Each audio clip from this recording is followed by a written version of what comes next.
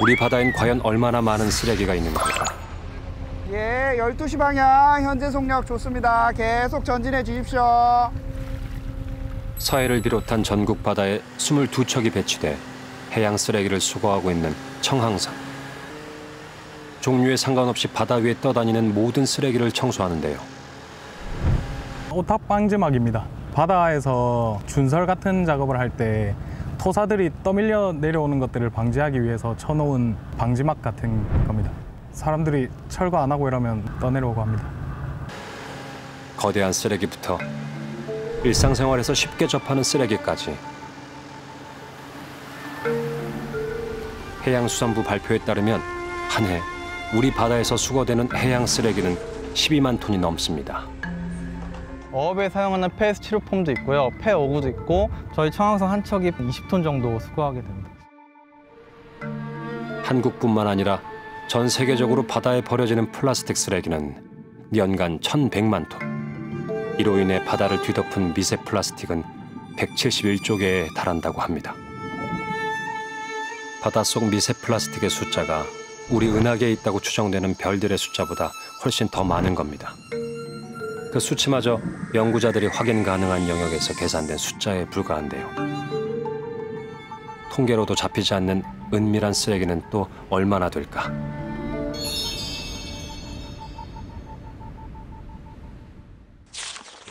그 의문에 대한 답을 알게 된 건 어렵게 용기를 내 우리를 찾아온 청년 한바다 씨를 만나게 되면서였습니다.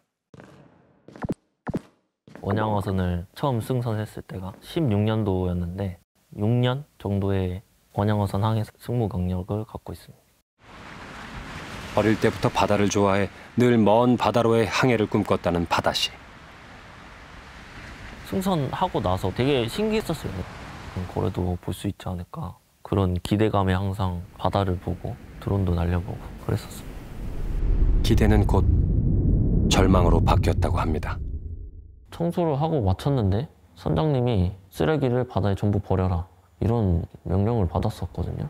근데 저는 그때 왜 바다에 버려야 됩니까? 이렇게 되물었습니다. 근데 돌아오는 건 쌍욕이었고요. 감시를 벗어난 곳에서 벌어지는 일을 알리고자 시작한 영상 기록. 너무 파괴적인 일을 많이 해가지고요. 제가 찍어야겠다 마음 먹기까지가 되게 두려움이 많이 있어가지고 전에 한번 찍다가 걸려가지고 엄청 맞은 적이 있거든요. 그래도 이거는 담아는 둬야겠다. 중요한 영상들은 몇 번이고 복사를 해놨어요. 걸렸으면 진짜 바다에 빠져서 죽었을 거라고 생각을 해요, 저는. 죽음을 각오하고 찍은 1000개가 넘는 방대한 분량의 영상. 그 내용은 실로 충격적입니다.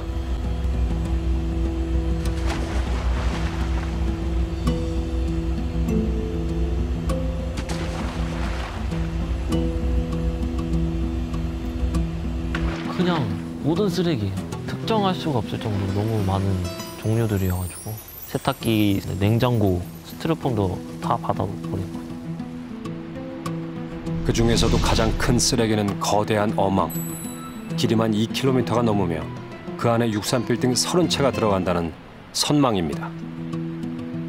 1년 정도만 쓰더라도 구멍들이 되게 많이 생겨요. 그물도 워낙 크기 때문에 그걸 사람이 다 펼쳐서 하나하나 다 메꿀 수 있는 것도 아니고 폐기를 해야 되는데 국제에 가져가게 되면 뭐 그물 크기가 크면 클수록 짐만 되니까 그렇게 바다에 버리고 돌아왔죠. 엄청난 크기의 그물이 바다로 버려집니다. 눈으로 보고도 믿기 힘든 상황인데요. 그냥 유령 그물이죠. 세상에서 제일 큰. 아니, 저는 엄청나게 죄책감을 느꼈죠. 거기서 생명체들이 되게 많이 끼어서 죽어요. 전 세계 상업 어선의 수는 410만 척. 바다 씨가 탑승한 배에서만 이런 일이 벌어지진 않았을 건데요. 유령 그물은 해양 생물들에겐 떠다니는 지옥입니다. 꿈이었던 바다가 악몽으로 변하는 걸 지켜봐야 했던 파괴적인 시간들. 22년도 초반이었을 거예요. 어느 날처럼 그물로 엄청 크게 둘러싸가지고 그물 안에 있는 어종들을 싸그리 잡는 그런 어업을 하는 상태였고 그 안에 엄청 큰 보리고래도 2마리 들어있었기 때문에 자기들도 이제 그물 안에 갇혔다라는 거를 판단을 했기 때문에 2마리가 되게 여기저기 돌아다니고 있는 상태였고요. 저는 풀어줄 수 있을 거라고 생각을 했고, 근데 우선 선원들이 그냥 참치 젓듯이 퍼 올린 거죠. 조업은 그대로 계속되었고 갇힌 고래는 우선순위가 아니었습니다. 딸려오고 마지막에 고래가 이렇게 딸려왔는데 그물 머리에 이렇게 딱 걸쳐서, 근데 그 상황에서 고래는 그때까지 살아 있었는데 그물이 올라왔을 때 엄청나게 발버둥을 치더라고. 근데 다들 고래를 풀어줄 생각을 안 하더라고. 참치만 던지고 있고. 해가 질 때까지 이어진 작업. 고래는 여전히 그물 안에 있습니다. 제가 이렇게 가만히 있을 수가 없겠더라고요. 그래서 가까이 갔는데 한 마리는 소리를 지르고 있었고, 정말 듣기 안 좋은 고문을 하는 되게 끔찍한 소리였고, 나머지 한 마리는 바로 옆에서 눈물을 흘리고 있더라고요. 그게 너무 선명해서 저는 약간 트라우마처럼 남아서, 고래들이 저렇게 고통스러워하고 있는데 선원들한테 좀 살려주자 이야기를 했었고요.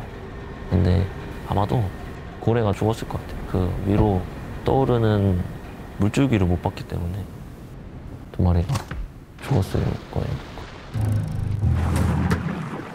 상어버섯은 거대한 선망을 쳐서 참치를 잡다 보니 그물 안에는 목표한 참치 외에 고래를 비롯한 다양한 해양 생물도 함께 잡히는데요. 이를 혼액이라고 합니다. 일단 그물 안에 들어가면은 풀어주면은 그물이 다 열리고 참치들도 따라 나갈 수 있으니까 그런 손해를 굉장히 싫어하죠. 혼액으로 희생되는 해양 생물의 숫자는 실로 어마어마합니다.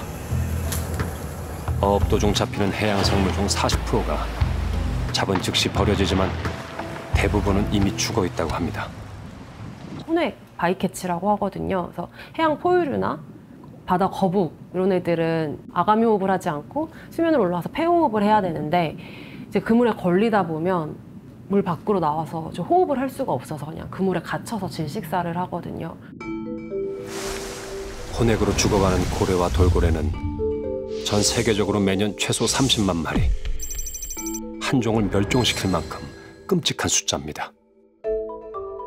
혼액된 개체들 같은 경우에는 얽히기 전까지는 정상적인 삶을 살던 개체들이라고 볼 수 있잖아요. 혼액, 어구의 얽힘, 그로 인한 바다의 최상위 포식자 고래의 죽음이 많다면 그거는 생태계에 굉장히 영향이 큰 일입니다. 굉장히 큰 사건이 될 테고요.